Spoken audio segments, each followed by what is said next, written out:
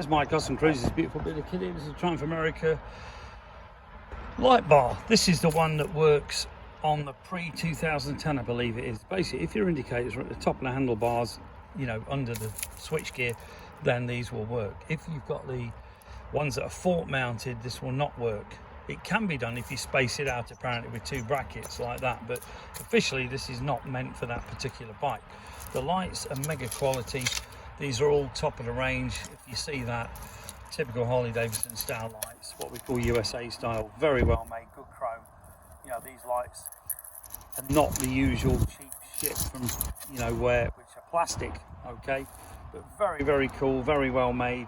And if you know me, we don't sell shit. Okay, if you're interested, we do these for the Triumph America, we do them for the VN17, we do them for Dragstars, Wildstars, pretty well everything.